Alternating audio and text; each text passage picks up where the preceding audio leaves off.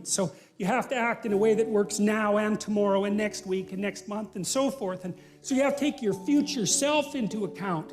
And human beings can do that. And taking your future self into account isn't much different than taking other people into account, right? Because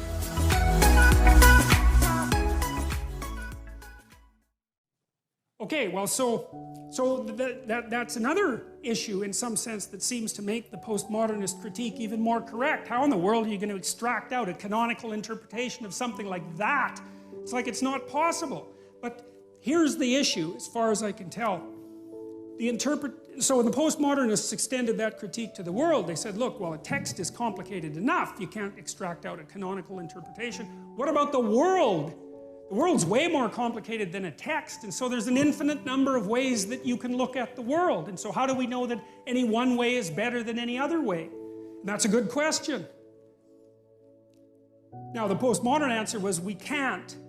And that's not a good answer, because you drown in chaos under those circumstances, right? You can't make sense of anything. And that's not good, because it's not neutral to not make sense of things. It's very anxiety-provoking. It's very depressing, because if things are so chaotic that you can't get a handle on them, your body defaults into emergency preparation mode, and your heart rate goes up and your immune system stops working, and like you burn yourself out, you age rapidly because you're surrounded by nothing you can control. That's an existential crisis, right? It's anxiety-provoking and depressing, very hard on people. And even more than that, it turns out that the way that we're constructed neurophysiologically is that we don't experience any positive emotion unless we have an aim and we can see ourselves progressing towards that aim.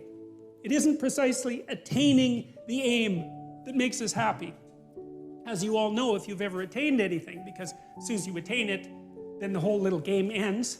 Then you have to come up with another game, right? So it's Sisyphus.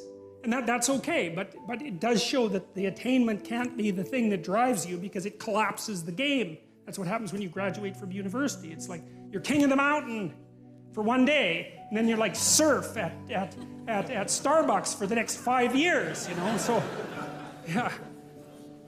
So what happens is that human beings are weird creatures, because we're much more activated by having an aim and moving towards it than we are by attainment. And what that means is you have to have an aim, and that means you have to have an interpretation. And it also means that the nobler the aim, that's one way of thinking about it, the better your life. And that's a really interesting thing to know, because, you know, you've heard ever since you were tiny that you should act like a good person, and you shouldn't lie, for example. And you might think, well, why the hell should I act like a good person, and why not lie? I mean, even a 3-year-old can ask that question, because smart kids learn to lie earlier, by the way.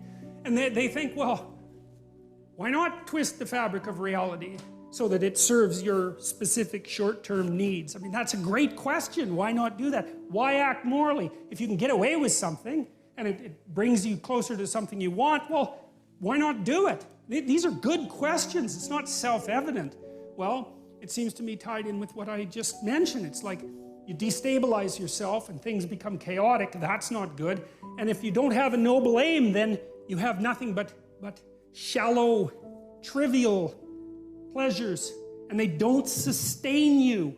And that's not good, because life is so difficult, it's so much suffering, it's so complex. It ends, and everyone dies, and it's painful. It's like, without a noble aim, how can you withstand any of that? You can't. You become desperate, and once you become desperate, things go from bad to worse very rapidly when you become desperate. And so there's the idea of the noble aim, and it's not something, it's something that's necessary. It's the bread that people cannot live without, right? That's not physical bread. It's the noble aim. And what is that? Well, it was encapsulated in part in the story of Marduk. It's to pay attention, it's to speak properly, it's to confront chaos, it's to make a better world. It's something like that. And that's enough of a noble aim so that you can stand up without, you know, cringing at the very thought of your own existence, so that you can do something that's worthwhile to justify your wretched position on the planet. So now the literary issue is that, so look, you take a text, you can interpret it a variety of ways, but that's not right. This is where the postmodernists went wrong, because what you're looking for in a text, and in the world for that matter, is is sufficient order and direction. So then we have to think, well, what does sufficient order and direction means? Well, you don't want to suffer so much that your life is unbearable, right? That just seems self-evident. Pain argues for itself. I think of pain as the fundamental reality because no one disputes it, right? I mean, even if you say that you don't believe in pain, it doesn't help when you're in pain. You still believe in it, right? You can't pry it up with logic and rationality. It just stands forth as what the fundament of existence, and that's actually quite useful to know. Say, well, you don't want any more of that than is absolutely necessary. And I think that's self-evident. And then you say, well, wait a minute, it's more complicated than that. You don't want any more of that that's necessary today, but also not tomorrow and not next week and not next month and not next year. So however you act now, better not compromise how you're going to be in a year, because that'll just be counterproductive. That's part of the problem with short-term pleasures, right? It's like act in haste, repent at leisure. Everyone knows exactly what that means. So you have to act in a way that works now and tomorrow and next week and next month and so forth. And so you have to take your future self into account. And human beings can do that. And taking your future self into account isn't much different than taking other people into account, right? Because I remember there's this Simpson episode, and Homer downs a quart of mayonnaise and vodka. He says, Marge says, you know, you shouldn't really do that. And Homer says, that's a problem for future Homer. I'm sure glad I'm not that guy.